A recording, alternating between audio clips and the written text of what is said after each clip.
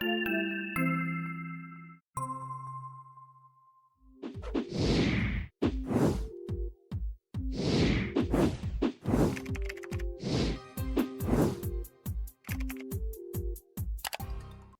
back. Good morning, Richard. Good morning. Hey, I just realized this is our last podcast for the month of February, isn't it? It is. It's the last weekend of February, just a few days left. Right. February, and then we're into March. Right. So it's been an interesting year so far. Yeah. Remember those years we used to talk about New Year's resolutions? Yes. It was pre-pandemic when New Year's resolutions were important to everybody. And right. I thought about that the other day, that we haven't talked about New Year's resolutions since the pandemic, I think, was the last time we discussed them. So yeah, we haven't really talked about it at all. And right. Losing weight is less important than staying alive, right? That's right. Priorities shift. My New Year's resolution is to not get COVID. Stay alive for another year. That's right.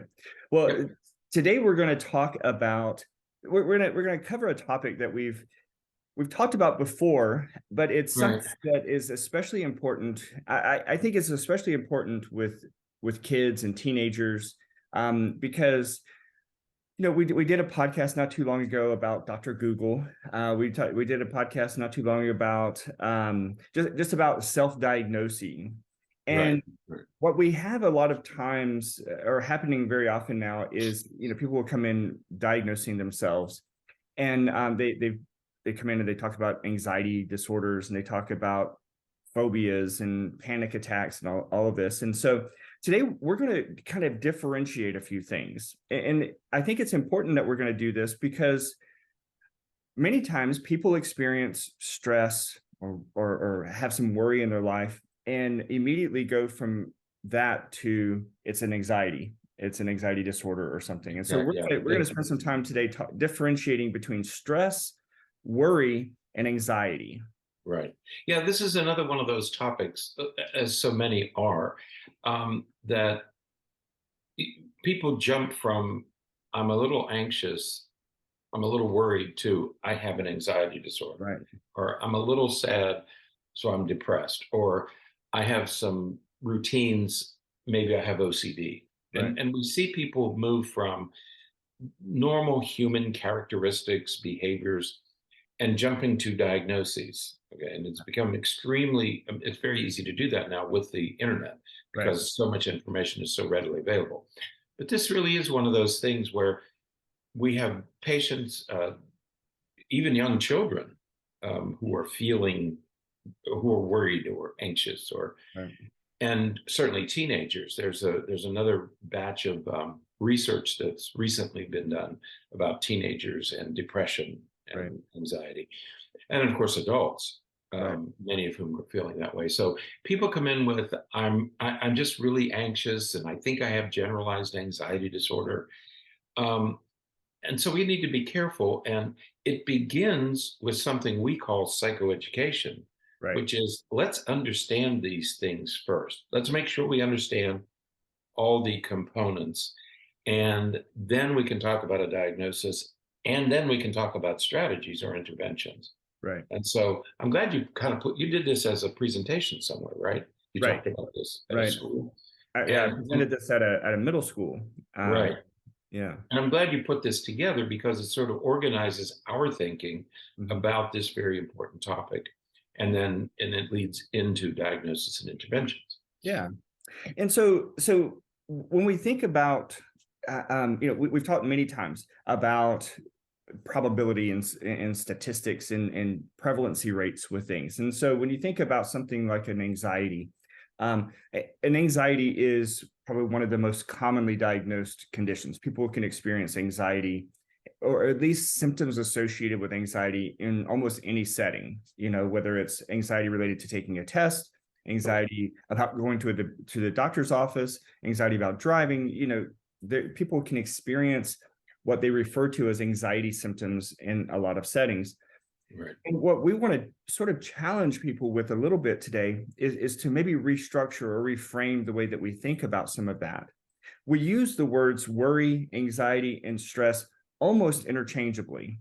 Right. Now, because of the internet and because of, Google searches and stuff, most people immediately go to the word anxiety because that is a diagnostic term, and so people, is very commonly used on the internet, and so anytime someone is experiencing some of this discomfort, they immediately go to that word. And so I like the idea of differentiating what these things mean, because then we can actually talk about what's happening. Right. Yeah, anxiety would be the search term. That's where if you wanted to have these feelings, you'd probably go to anxiety as the search term. Right. But you need to be careful because anxiety is part of a more complex issue. Right. Absolutely. So let's just do some quick definitions, at least the way that we would like for people to start to conceptualize some of these things. The first is worry. Now, to me, and the way that we talk about it, worry is something that's very important to us, because what worry is an important message that our body, our mind, our thoughts are telling us that we need to pay attention to something. So if you're a student and you have a test coming up, that what you're feeling that's pressing you to study, that's pressing you to prepare for the test, that's what we would refer to as worrying. You're worried about it, so you're going to do something. You need to do something to prepare for it, or to do something about it. Right. So worry is a message. It's like a nagging thing in there, like somebody tapping you on the shoulder. It's a reminder. It's a prompt. It's right. making you worry so that you will take care of some obligation. Right. Okay? It makes you study for a test, or to write a reminder so that you don't forget something that you need. So it's sort of this nagging in your brain, right. that you got to do something about it, because the thing that you're worried about is important to you. Right. Otherwise, you wouldn't be thinking about it. Right. But it's sort of this nagging irritation. I always think of it as somebody just keeps tapping you on the shoulder and you think, leave me alone. Right. And even when you think about somebody saying, oh, you know what, don't worry about it, what they're really saying is that there's nothing you need to do about it. And so we refer to worry in that way, but again, we tend to, instead of saying, I'm worried about the test this weekend, this Friday, so I need to study for it, we say, oh man, I have test anxiety because I can't stop thinking about this test that I have to take. Well, that may just mean that you need to study and just need to prepare for it. That's all. We're approaching March, and March is April comes next, and that's tax time. Right. And so people at this time of year, we start worrying about getting our taxes done on time. Okay? That's worry. And you should be worried about that, because the worry will motivate you to complete the task. Absolutely. Now the second thing that we're going to talk about is anxiety. And because anxiety, while it's relatively common, from the perspective of just mental health conditions, anxiety is an unrealistic fear about something that hasn't happened and probably won't happen. Right. When you think about a person who has acrophobia, a person who's scared of the heights, acrophobia, that person is what they're really afraid of. It's not so much the joke, right? Is that it's not the heights that they're afraid of, it's the fall that they're afraid of. And so they don't like heights, and so they will avoid doing things out of fear of falling from those heights, that instability that they feel when they look down and from the height. Now, the likelihood is that they're never going to fall from the 10th floor of a hotel or of a skyscraper. They're not going to somehow get through the window and fall down to the ground. But the fear the anxiety, that fear is so unrealistic and so profound that it may prevent them from even going into the hotel. So the anxiety is an unrealistic fear about something that hasn't happened and probably won't happen, that tends to block us or stop us from engaging in some behavior that we need to engage in. That's right. I think the shorthand way to remember this is anxiety is about unrealistic or irrational fears. Okay, that's what makes it so difficult, is these are irrational. People will come in and they'll talk about this that if they talk about this feeling that they get, that if they don't do something, something catastrophic will happen. And it never has. Right. Okay. It probably never will, but it creates this irrational fear that overwhelms your mind and your brain and your body. It just overwhelms you.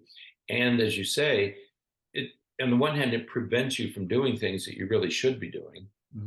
On the other hand, and in addition to that, it creates a level of discomfort that most people can't tolerate. Right. You know, rapid heartbeat and panic, near panic attack. And so it creates so much discomfort that that's another reason why you really should deal with it. So it limits your behavior and it creates discomfort. And for those two reasons, you may want to seek therapy to manage your anxiety. Right. Absolutely. So while worry is a message that we need to do something, anxiety is something that we tend to need, to get some support for, some maybe therapy or some assistance from a counselor or therapist to help us work through those unrealistic, or as you said, the irrational fears. Now, those are distinct from each other, but they're also distinct from stress. And what we like to emphasize with stress is that stress is not a psychological term per se. We use it for psychological means, but it's not a psychological term. It as you've said many times, it comes originally from engineering, from mechanics, but then it was applied to medical, the medical field and our biology. But stress is a biological response to just about everything or anything that happens to us, whether it's physical or psychological or mental. When you twist your ankle, there is the same stress response happens and works in your body than if you have a test coming up, and that causes you stress. So yes, worrying can cause stress. Anxiety can cause stress. A twisted ankle can cause stress. Your phone ringing can cause stress, depending on what's going on. Just about anything can cause stress in your body, but no matter what it is, it's exactly the same system that's triggered in your body, and it's with your brain and works through to your adrenal system. Yeah, stress has an interesting history. It came as a psychologist was doing an experiment with rats, and the people who handled the rats were not that good at handling them, and they'd escape.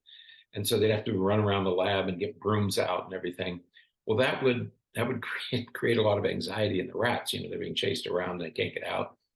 And the experimenters noticed a physiologic change in the rats, and they finally determined that it was this fear response that they were accidentally stumbling on.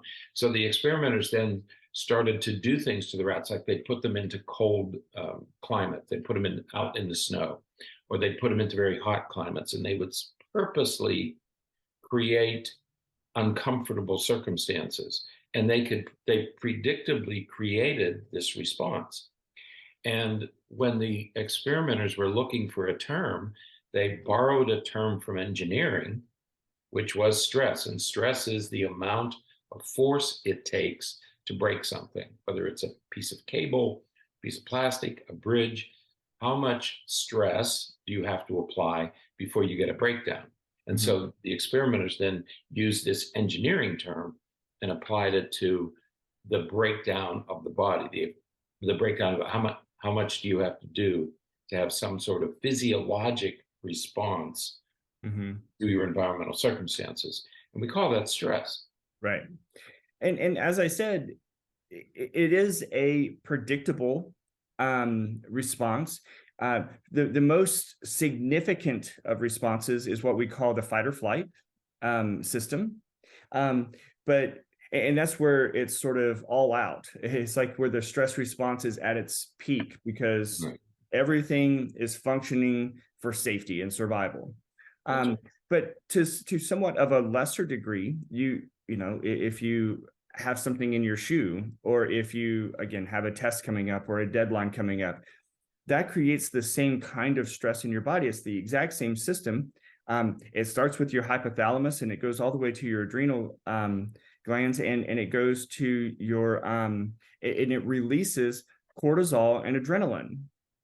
And that system, the goal of that system is to produce adrenaline and cortisol so that you can get to safety, you can resolve your stress, and you can be safe again. Now, in today's world, that stress response that, back in the day was to keep us safe from, wild animals and things like that that could really harm us. It's the same system that we have when we're sitting at our desk and, the fluorescent lights are starting to bother us, or the hum of the lights are starting to annoy us. It's the same stress. And so we experience it much more often now than our ancestors did, prior to electricity and some of those things. So we experience stress at a much higher level now than we used to, and at a much more chronic level than we used to. Right. Right. And again, but stress can be helpful. Mm-hmm. It can be a signal, or it can be destructive. Yeah. Okay. Yeah. We even have words for good stress and bad stress. Good stress we refer to as eustress, EUSTRESS, eustress, and that means those are positive stresses. When you most of the time when a couple has a baby, that's considered a really good thing. It's a very stressful thing, but it's considered a good thing. That's a eustress. It's a good event that causes you some stress. Getting a new job can be a eustress. It's really exciting. You may get a raise in pay, but now you have new obligations and things like that. So it's stressful, but it's still a good thing. And then you have the not so good stress, the bad stress, which is what most of us refer to as distress. And that's just stress that is problematic, stress that we don't really want, things that are happening to us that we don't really want, but it's causing the same kind of physiological response. And so it's all the same physiologically. Right. Some of it is for good reasons and some of it is for not so good reasons. Right. But the thing to remember when we talk about stress is, if you can, it's related to the fight or flight response. When your body is put under this kind of pressure, whether it's a physical or a psychological or emotional pressure, doesn't matter, Right. Because the body is going to react in the same way. I mean, you have one body, mm-hmm. and it reacts. I mean, those organs and structures do the same thing. And it doesn't matter whether it's emotional or physical, your body is going to respond in the same way. We call that response stress. But if you think about it, what stress is doing is that it is producing the fight or flight response. It's mm-hmm. really related to that. When I talked about that experiment earlier about the rats, those rats were fighting for their lives. So This was very much a fight or flight response. And that's exactly what's happening to us. Think of it as a miniature fight or flight response. Right. And that's the interventions that we use are interventions that are designed to reduce or mitigate the fight or flight response. Absolutely. And Richard, how many times have we worked with people and they'll say things like, things could be going great. And then one little thing happens and it's like, I start to freak out. Well, part of that is because even if you're experiencing good stress, that eustress, even if a lot of really good things are happening, it's still a lot of stress on your body. And so one negative stressor comes along and it just puts it over the top. We see it in little kids a lot, where there's a lot of really good things happening, but they're getting really overwhelmed because there's so many good things happening. And then they start freaking out. They start getting really agitated, really upset and tearful and crying and all those kinds of things. And you're like, what's going on? We're all having fun. We're at the party and all these kids are playing. Well, this stress, even though it was good stress, was so much that it put them into that, like you said, that fight or flight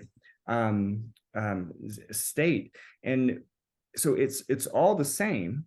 It's just, we value it differently, or we qualify it differently. Yeah, we see that at kids' birthday parties, where everybody's having fun, but for some kids, it's just once they get to that tipping point, Right. that it's just a little bit too much stimulation, and then they start to feel they get to that breaking point, what we call stress. Okay, Right. even though it's eustress, it's still stress. Absolutely. Buying a new house, you're excited about moving into it, but it still is stressful. Absolutely. So let's take our greatest sources of stress are the obvious things: school, work. Those things cause us stress. As we try to keep up with our goals and finish tasks. Social things, relationships, in conflicts with other people. Especially in adolescence, trying to figure out who they are and what their peer group is, and trying to decide between, I want to spend time with my friends versus I'm told I got to spend time with my family, or and family is another area of huge amounts of stress, because you got to maintain what your parents want you to do, or you have to meet up with your siblings, and all of these things cause stress. Again, sometimes it's good stress, sometimes it's bad stress, but school and work, our social relationships, and our family all are major sources of stress. Other things kind of come and go, things that happen while we're driving, or things that happen, here and there. Those are relatively random, but those three areas are pretty consistently our major sources of stress. Right. So our thing that we're recommending here is we really need to work to manage that stress, because if we do stay stressed for too long, it could turn to anxiety. It could become unrealistic. If you start to be stressed so much about your peer relationships, for example, that could turn into a social anxiety if you're not careful. So, and those positive messages that worrying sends us, those messages that you need to do something, that could turn into a bigger problem if we are stressed for too long, because we've all heard of the negative consequences of chronic stress. Our immune system really starts to take a toll, or it takes a toll on our immune system, and we can get sick more easily and things like that. So we need to think about ways to manage stress. And as you said a moment ago, it's the same kinds of things that we do to work through fight or flight. Right. Yeah, but the important thing to remember about stress, we talk about it as the body's physiologic response. Well, part of that response is your body produces a lot of chemicals during the stress response. And those chemicals can damage the body. The immune system is a prime target. Different parts of the brain become targets. And so we want to mitigate stress because of these chemicals. We want to keep these chemicals at bay. There's a famous book written called Why Zebras Don't Get Ulcers. And that's what that book is about, is that zebras worry for a moment and stop. We worry long term. And that's that long-term worry, stress, anxiety. It's a long-term stress that creates damage in our body, particularly the immune system. And so we want to mitigate the effects of these chemicals, and we want to shut them down as quickly as possible. Those are the strategies. We develop strategies to shut down the stress response so that we can keep these chemicals out of our system. Right. Now, and we won't spend a lot of time talking about these strategies, because these are strategies that really, for the most part, everyone knows. Taking deep breaths, calm stress. There is no doubt that this works, because again, stress is a physiological thing, and we know from research and from biology that taking some deep, slow breaths calms that entire system down. Right. We tend to breathe too much. We tend to get an imbalance between oxygen and carbon dioxide when we're stressed. And so what we want to do is get more oxygen into the system. So the deep breathing provides that oxygen. Absolutely. Regular exercise Or- certainly helps mitigate stress. I like to recommend things that are more rhythmic, you know, dancing, swinging. If you notice sometimes people who are really stressed, they'll rock a little bit. But that's all to sort of get your system back in line. Drawing and coloring are sort of rhythmic, but it's also just nice calming ways to lower that stress level, and keep it from getting out of control. Right. Yeah. Yeah, when we talk about any of these things, whether it's exercise or deep breathing, what you're doing is you're interrupting Mm-hmm. that biological response. Okay, whether it's swinging, you're taking your body into a new place. Sitting outside, Mm-hmm. you're moving to another location, Right. and moving to another location is frequently enough to shut down that stress response. Okay, Right. so all these strategies, I was, deep breathing, I think is really a good example, because you get more oxygen into your system, but also, um, you all know about the Lamaze childbirth method. Well, what's that about? It's about rhythmic breathing, Mm-hmm. because if you're concentrating on your breathing, you're not thinking about whatever is creating the stress. Okay, so all of these strategies are all ways of breaking that stress response by moving you to another place, either mentally or physically. Right. So the takeaway from this talk today is really to encourage you, when you're feeling something, pause for a moment and think about what you're experiencing. Is it worry? Is this a feeling? Are these thoughts just letting you know that something's coming up, or there's something that you need to pay attention to? Is it just a worry that lets you know that this is important and I need to make sure it's taken care of? Right. Is it an anxiety? Is it an unrealistic fear about something that's probably not going to happen? Most of the time, people who truly experience anxiety, they recognize that it's unrealistic. Mm-hmm. Many times they recognize that it's, irrational. They can't necessarily make it stop by themselves, or without some new strategies, or sometimes even medication. But, is that what you're experiencing just an irrational fear? Is it related to anxiety?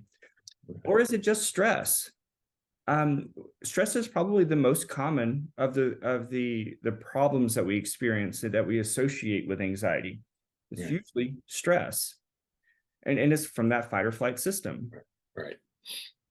So pause and think about how to differentiate those three. Is it a message? Is it unrealistic or irrational? Or is it just a way that your body's responding to what's going on around you?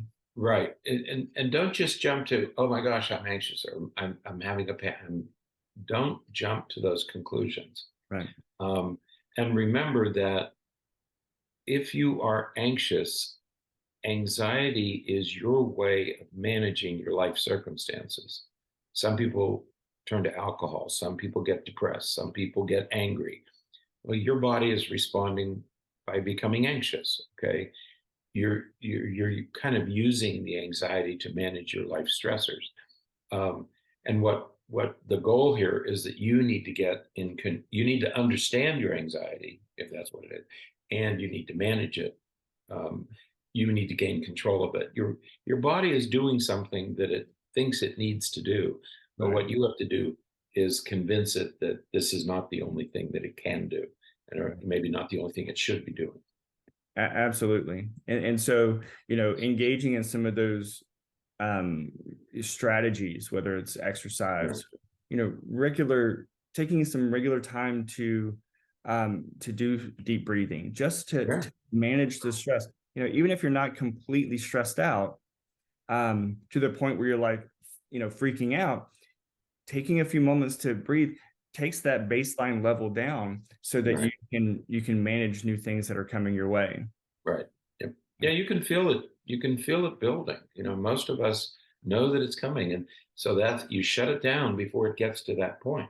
Okay. Absolutely. And that's what you want to do. Get ahead of that. In pain management, we talk about staying ahead of the pain. Mm-hmm. Here we want to stay ahead of the fight or flight response.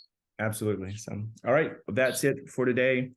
Until next time, stay happy, stay healthy, and forget to be afraid.